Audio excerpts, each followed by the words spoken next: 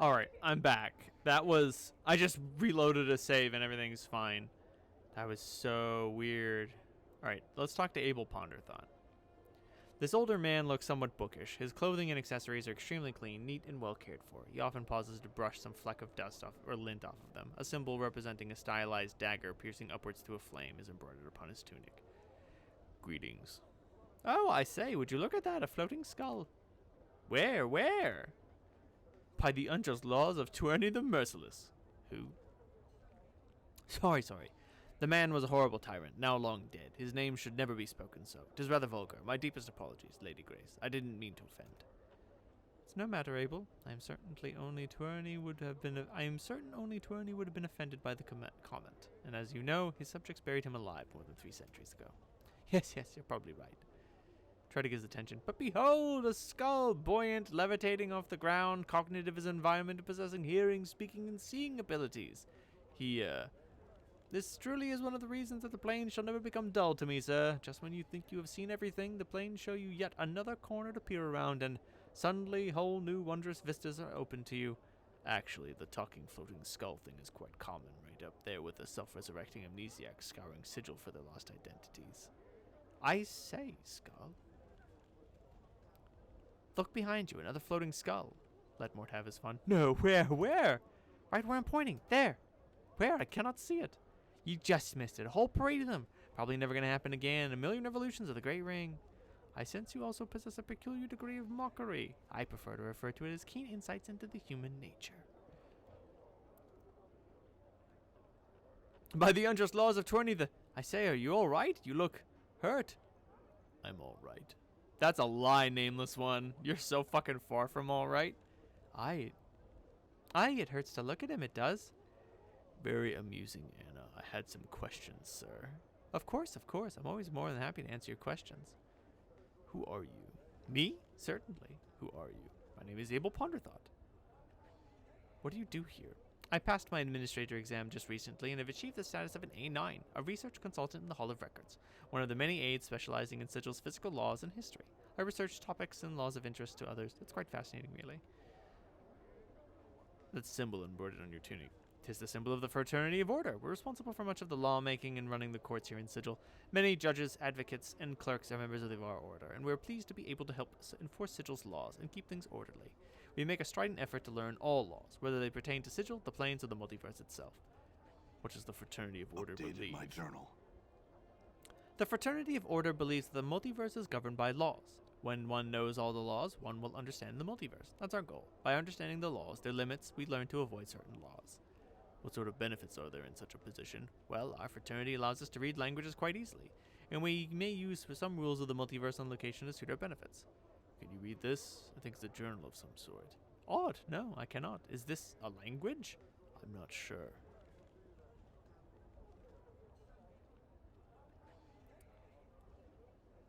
Do you know anything about Ravel Puzzlewell? Ravel, if she truly existed, and there is little to prove that she did, was a night hag, one of the inhabitants of the Grey Wastes, one of the lower planes, believed by some to be the worst of the lower planes. As the legend goes, Ravel was mazed several centuries ago. She was believed of being a mistress of many strange magics, and apparently her presence in Sigil constituted a threat to the lady. I'm afraid that I don't know much more. Okay, I know about the mazes. Tell me about this place. What's of interest around here? Tell me about the Advocate. He's also one of the Fraternity of Order, although his time there has ebbed somewhat since the unfortunate troubles he's experienced.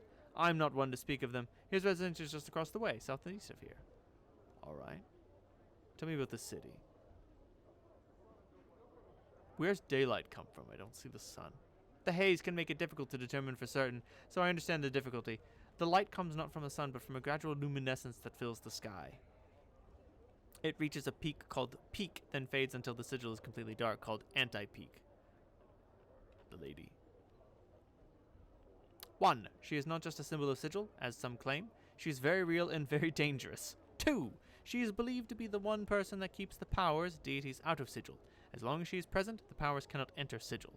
3. She also prevents unauthorized teleporting and gating into and out of Sigil. It prevents the outer plane creatures from bringing even more of their kind to Sigil outside of the conventional routes. 4. She has never spoken to anyone. 5. She usurped control of Sigil from Auskar, a power now believed dead. 6. Anyone who threatens Sigil or her is punished, either by falling beneath her shadow, which results in a series of invisible stab wounds that can kill even greater Betazu, or by being sent to the mazes, from whence few have ever escaped. 7. She does not like being worshipped. Those that do are often found with their skin missing. And lastly, the sight of her is believed to drive others mad. She stole control of Sigil from a power. How do you know this? 'Tis the belief of my order. The sight of her drives people mad. Yes, but I must add the caveat that I've never seen her. Do you understand? How is it that you know she created Sigil? 'Tis the belief of my order. That's all I wish to know then. Farewell. Nimel. This tall, slender woman sipping wine from a small ceramic cup appears to be looking for someone. Her facial features are elegantly toxic, and the woman's ears, though partially covered by her long hair, can be seen to come to sharp points. Greetings. The woman turns to face you, violet eyes flashing like flawless chips of amethyst. Her speech is as music as you can hear a faint musical tinkling, 100 tiny crystal bells as she speaks. Each word lingers in your ears, as if they were unwilling to relinquish the exquisite sound. Nimel turned to face the scarred, dour stranger. She asked what he wished of her. Wow. Pah! Stop your drooling, you Lyran skull. My, what a hot-blooded little chit. Starved for attention? I could drool over you, too, if you're just jealous. Mort starts floating towards Anna, making wet, slavering noises. Get a hair's breadth closer, skull, and I'll see to it that not one of your chattering teeth lies within 100 paces of another. Mort stops abruptly, turning away while muttering unintelligibly. You're Nimel. I was told you know the command word for this decanter. Nimel took it from the stranger, turning it in her hands. Had she seen it like before, she thought? Perhaps, yes. She remembered now. She returned the decanter, whispering into his ear as she did so. Updated my journal. Nil denosage. Though you're certain the woman never whispered to you, but merely said that she did. She blinks at you. Would the stranger leave her now, satisfied with what she had come? Not just yet. Are you looking for someone? Where could she be, Nimel wondered. Her companion, Aelwyn, was supposed to have met her here days ago. How long must she search this vast foreign city before she finds her friend? I could help you find her. What does she look like? Nimel clasped her hands together and bows her head to you. She would be so pleased to hear news of her friend.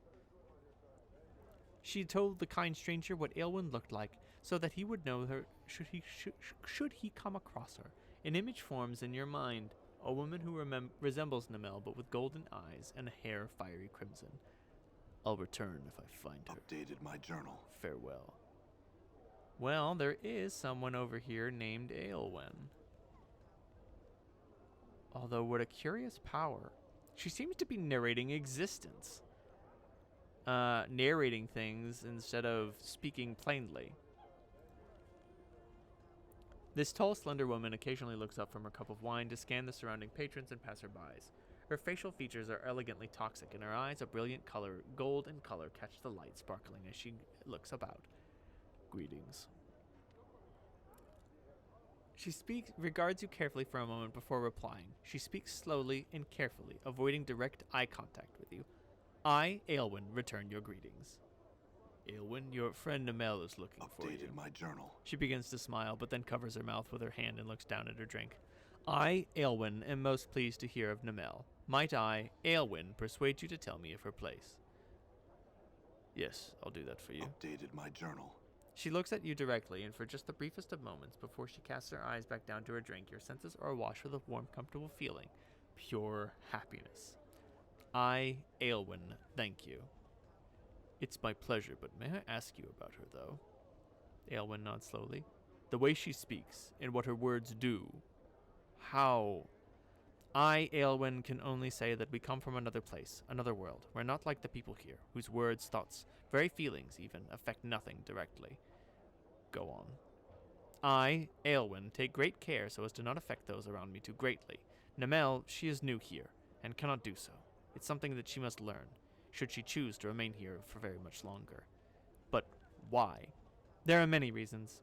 I, Aelwyn, feel it is not right to impose reality upon those without the ability to impose their own reality upon me, Aelwyn. Is there anything that you cannot do by simply speaking it?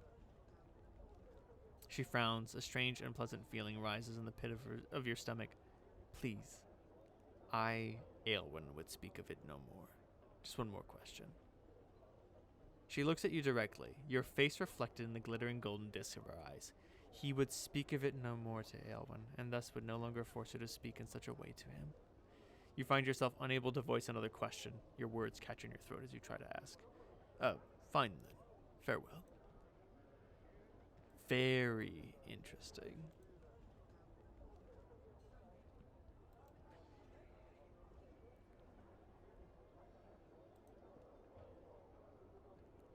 Namel had held her breath as the stranger approached. Had he found Aelwyn? I found her. She was looking for Updated you, my too. journal. Namel's lips form a perfect smile, and infectious happiness radiates from her, clinging to you like sweet-smelling warmth. Namel was overjoyed to hear of her friend. Was Aelwyn close by? She's at another cafe east of here, across this part of the ward.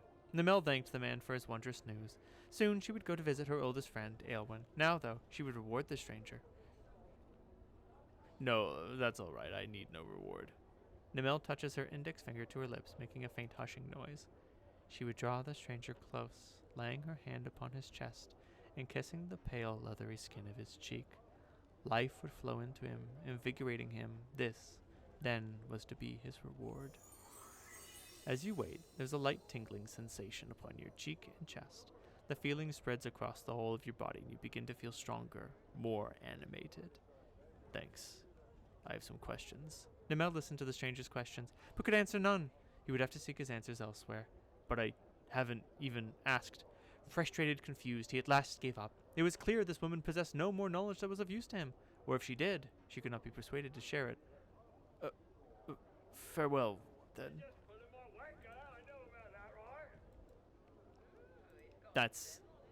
I don't know. That's a very interesting ability. That's one of the things I like about Sigil. There can be all sorts of wacky shit in it, you know. Done. What do we have here? Dark birds of Ocanthus. Several shards of black crystal or ice swirling within the freezing wind that this ornate pedestal gives forth. Each shard looks razor sharp. Touching or grabbing one would be perilous. A placard on the pedestal reads, Dark birds of Ocanthus. How about I not touch the weird shit? Is there a curator in here? Painting. This painting depicts a shore scene with a wide reddish-orange sun setting behind a peninsula or large jetty. The scene, though unoriginal, is breathtaking. The play of the fading light across the water is captured perfectly, but staring at the painted sun for any length of time makes your eyes ache. A placard reads, The Surface of Thalacia. Done. Let me see what all the pieces are. There we go. Ivana. Before you is a well-dressed elderly woman, in a gown and peach-colored and golden thread. She stands quietly, her hands folded together primly, and nods in your direction. It is then that you notice that she has no pupils. Her eyes are entirely white. Greetings, sir. I am Ivana. Welcome to my galleria. Feel free to look about, spending as much time here as you like. Should you have any questions regarding any of the pieces, do not hesitate to ask me about them. I do have some questions. One moment, sir. Your voice. It's heavy with age and wounds. Would you be so kind as to permit me to touch your face? Yes, go ahead. Ivana smiles, gently running her old hands over the skin of your face. She frowns, looking slightly puzzled. So many scars, both old and new. They seem to... Pardon me, sir. I was curious to see how far they went. It's fine. They're everywhere. My whole body is covered. But I have some questions. Of course, sir. Please ask. Can you see Ivana? I believe she's blind by choice and not by circumstance. Your friend is quite correct, sir. I cannot see, but it's only because I do not wish to. In time, I will allow my vision to return so that I can re-experience the contents of my gallery with the benefit of new, fresh eyes. You look familiar. Do you know someone named Yves? That's my daughter. We're no longer speaking to each other. Oh, why is that? There's nothing to be said between us. She's gone off in pursuit of stories, all for reasons I'm unaware of. Well, she told me a tale that might answer the question. Oh? Tell me, would you please? I'd most appreciate it, sir. Tell her tale chaser's story and her endless quest for the tale that holds the truth that she seeks. I had no idea. I'll see her now. I thank you, good sir, for bringing me this news of my only daughter. As she speaks, color slowly bleeds into her pale irises until her eyes are a brilliant shade of green. Can you see no? Again. Very well then. More questions. I had a question about one of the pieces. The dark birds of Updated my Acanthus. journal. All of them are chipped from the great magical sheet of black infinite ice that rests in the black belly of the plain of Acanthus. It's said that this sheet of ice is the final destination of the river Styx, and that the recollections of all that have plunged into the Styx's memory-wasting waters still lie frozen within the ice. If the waters of the Styx destroy one's memories, will the ice of Acanthus do the same? I could only assume so, yes. One of the paintings. The surface of Thalacia. Thalacia is the scene in which the river Oceanus, which winds its way through the plain of Elysium, begins and ends. The piece was painted by one of the many island's inhabitants. Are you serious? Can I look at every piece and get it, like, explained to me by a cool old lady? Fuck it. The painting shows an enormous granite keep, a hideous thin thing, long and low, covered in leering gargoyles, suspended in what looks to be the night sky. A cloud of crimson and violet vapor whirls in the background along the right side of the painting. A placard reads simply, "The Library." The hundreds of chips of translucent green glass which make up this stained glass window don't appear to be held together by anything, but rather remain free-floating and mysteriously suspended within the iron frame's boundaries. The shards ripple and move in slow waves, causing bizarre patterns to fluctuate across the window's surface as various portions of it refract. The gallery is light in different directions. A small placard beside the window reads, "Arcadian stained glass window." You reach out to touch the undulating glass shards, but find you cannot do so. Your hand stops just short of the surface of the glass. Leave. I'm not going to punch it. You fucked up. This painting is a dark cityscape, a faraway view of some of the giant center of civilization that burned to the ground. That is being burned to the ground. The streets of this place are empty, however, absent of soldiers, refugees, or even corpses. A placard reads simply, "The Folly of Udo." This looks to be a subterranean landscape, a massive cavern interior filled with colorful, faintly luminescent giant fungi. A placard reads, "Veil beneath Clangadin." A portrait of a grotesque, hook-nosed old crone. The hag's flesh is sickly blue-gray color. Her eyes glow red, like the embers of a dying fire. Her chin, long and sharp, juts forward in an extreme underbite. Two yellow canines protrude upwards from her lower jaw like small tusks. The smile upon her withered, purplish lips speaks of a horrible secret. The placard reads, "The Grey Hag of Oinos." As you begin to turn away from the painting, something in it draws your attention. A strange tingling sensation arises in the back of your mind. Try and recall the memory. You recall standing confused in a maze of briars. The hideous crone from the painting is before you, cackling wildly. You grit your teeth in frustration, wondering why she's laughing at you. "My poor, dear, lovely man-thing. Why, that was your first wish." She points a single bony clawed finger at your forehead. Your temples begin to throb painfully, and you can remember nothing more. Oh, it did happen. Fuck. The statue looks like it's about to make some angry proclamation. The sculptor has captured the essence of fury magnificently. The chiseled tension lines around the neck and forehead alone must have taken many long months to get correct. Fine cracks run over the entire structure, and there's a plaque attached to the base. Examine the cracks. You carefully examine the cracks that run like a network of fine black veins along the statue's surface. At one point, near its inner arm, it's a section where an entire splinter of stone looks ready to come off. Read the plaque. This statue is believed to be the final fate of the Ethersarian sorcerer Gangroigedon. Attacked by a conclave of rival sorcerers at the height of his dream madness, he was imprisoned with a spell that turned his flesh into stone. Gangroigedon is said to have been frozen with a final, awful curse still upon his lips, a curse so terrible that it was never meant to be spoken by the lips of a living man. Huh. Well, I have Gorgon Salve. I don't feel like I should use it, though. Wave Motion Study number 7. Gotta look at the little bird, the demon, What the fuck is this thing? A brilliant ruby statuette stands in this pedestal, carved into the image of a winged humanoid. The figure is either demonic or angelic in nature, but it's difficult to tell which because it refracts the light in the Galleria strangely. There's no placard indicating what exactly the statuette is. Okay. Battle horn. A massive horn of beaten lead, wound with brazen chains. The horn is horribly mangled, as if some tremendous force had crushed it. Jagged blades protrude along its length, almost as if it were meant to be used as a club by some gigantic creature, as well as a battle horn. A placard mounted beneath it reads, "Cleansing Horn of Acheron." A painting of tall black cliffs against a blood-red sky. There looks to be figures hiding amongst the crags of the cliffs, but whenever you squint at a painting to try and make them out, the image fades into nothing. A placard reads, "Outland Raiders." This painting shows what looks to be an infinitely long stream of bilious green gas, stretching off into the darkness. The horizon of a blasted rocky plain can be seen in the lower right-hand corner of the painting. One is given the impression that the head of the green cloud is rearing to strike down upon it. A placard reads, "Hazazoth at the consumption of Nagar." This painting, an abstract work of green and purples, writhes and ripples as it's watched.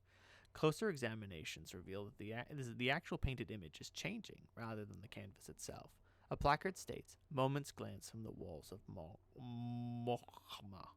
touch the painting." You place your hand upon the painting, as you had suspected. It's not that the canvas is physically moving, but the painting itself is changing. And this. An animated bloody iron's chain, coiling and uncoiling upon itself. The chain itself seems to bend and weave like the spine of a snake. A small placard reads, "A chitin's animate chain from jangling Hyter." The chain is slightly warm to the touch, as if it were alive. You notice that various barbs, tiny hooks, and needles, and other small sharp bits are welded along the chain's length. Yes, I do. Tell me about the ruby statuette. That piece was found in a cathedral in the fertile fields of Elysium on the first layer, Amoria the Untroubled, where it bordered the river Oceanus. The name of the piece is not known, but the skill and craftsmanship are believed to be one of the most striking examples of gem crafting in the plains. The mere way in which the piece captures, distills, and enhances the light through its facets is part of its breathtaking wonder. It seems to bring to light the possible ideological connection between even the most evil and the purest beings in the multiverse. Fascinating. The Battle Horn of Acheron. The Cleansing Horn, a horn of beaten lead, metal drawn directly from the cube of Acheron. It's said that the Cleansing Horn last sounded where the companies of the Jackal and the Gouged Eye clans met for their battle at the disputed lands. Legends tell us that this horn's power was used near the battle's end to draw the floating cubes together, crushing the routing company of the Jackal before it could escape. Cubes, Acheron.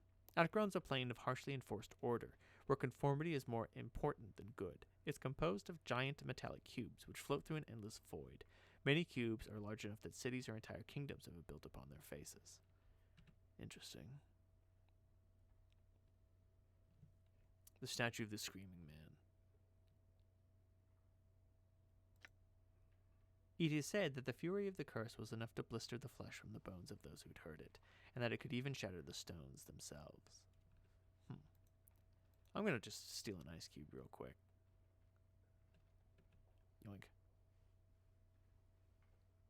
Ha! Only the mug's magical properties prevent the shard from melting away to nothing. Oh, merry man, I have a small chunk of ice for you. I hope you enjoy it.